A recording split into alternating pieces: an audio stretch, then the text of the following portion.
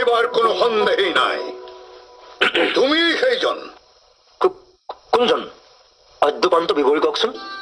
বাদ দিয়েহে তোমাৰ পান্তৱ। দিন চাৰেক আগতে তুমি এইটো দুচকীয়াৰে আমাৰ জপনাত খুন্দা মাৰিছিলা। ক্ষমা কৰিব মহোদয়, প্ৰথম চিনাকিতে আপুনি এক অসত্য অভিযোগ জাপি দিব খুজিছে। দুচকীয়াততো মই আজিলৈকে হাতেই দিয়া নাই। আৰু মোৰ স্বৰ্গীয় পিতৃয়েও কৈছিল, বোলে বিষ্ণু, দুচকীয়া বৰ এখন জাতি বস্তু, বিশ্বাসৰ অযোগ্য। ক'ত কেতিয়া দুৰ্ঘটনা সংঘটিত কৰে তাৰতো ঠিক নাই। কিন্তু বিষ্ণুজ্যোতি সেই উতলোৱাটোৰ লগত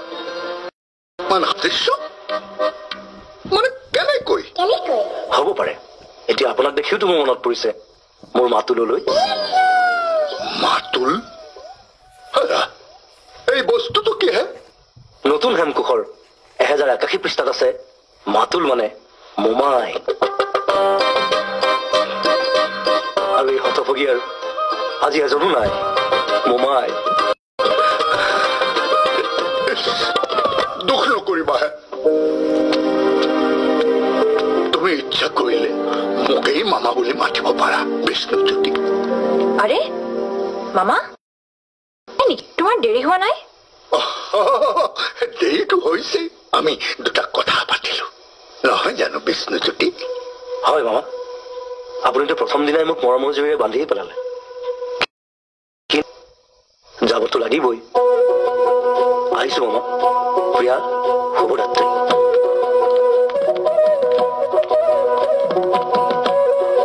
এইজন বেলেগ বেলেগ নহয় নেকি? কি ব্যৱহাৰ, কি ভাষা!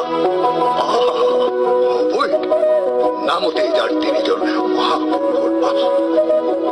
বিষ্ণু জ্যোতি বেজবৰুৱা, একেবাৰে বিশুদ্ধ খাঁটি অসমীয়া দেখালো।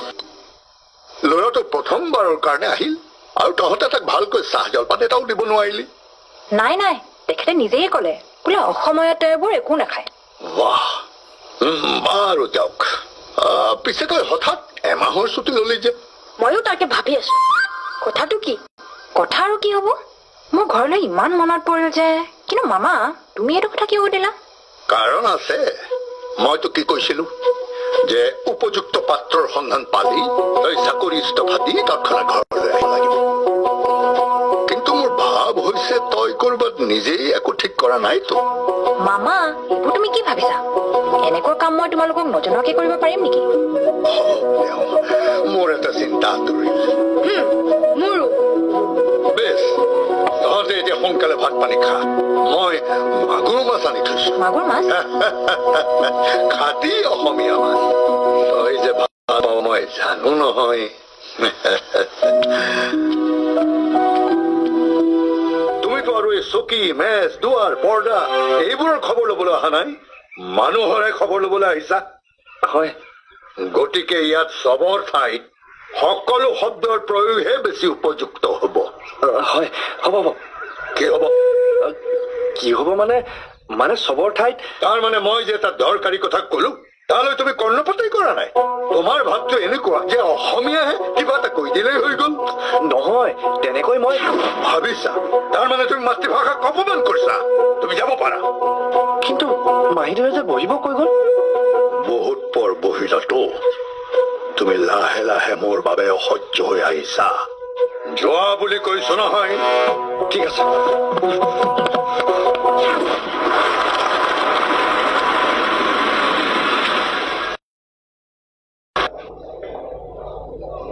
তুমি একো কোৱা নাই যে? মইতো শুনিম বুলিয়ে আহিছিলো। তুমি ভবা কথাবোৰ আৰু কোনে কোনে জানে? প্ৰিয়া, কি হ'ল? বুজিছো। ভাবিলো আপুনি আপুনি বহুত হৈ গ'ল। তুমি ভাবা কথাবোৰ আৰু কোনে কোনে জানে? মোৰ মা আৰু মনোজ দাই। মনোজ দা? আমাৰ ওপৰৰ ফ্লৰটো ভাড়ালৈ লৈছে। মনোজ ফুকন। তেওঁলোকে মোৰ কথা ভালেই হৈছে, কিন্তু ভয়ো কৰিছে যদি ধৰা পৰি যাওঁ। পৰিব পাৰো। প্ৰব্লেমটোতো কেৱল তোমাৰেই নহয়। কিন্তু তুমি মানে তালৈ গৈ এমাহৰ ছুটি বিচাৰিম। এমাহ সাফিচিয়েণ্ট নহ'ব জানো? তুমি কেতিয়া যাবা? যিমান পাৰি সোনকালে, এই মাহতে। ঠিক আছে, তুমি বিষ্ণুজ্যোতি তেওঁ কোন এক নতুন অৱতাৰ প্লেনিং ময়ো কৰিব জানো মিষ্টাৰ কাকতি ইয়া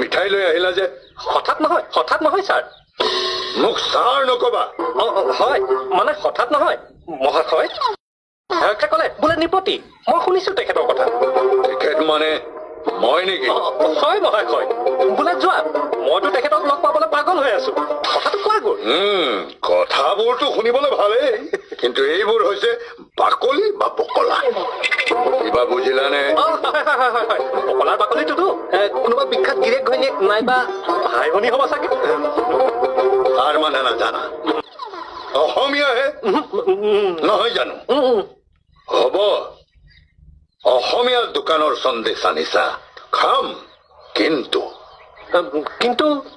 বকলা আৰু বাকলিৰ অৰ্থ যিদিনা ক'ব পাৰিবা সেইদিনাহে মই তোমাৰ লগত কথা পাতিম যোৱা এতিয়া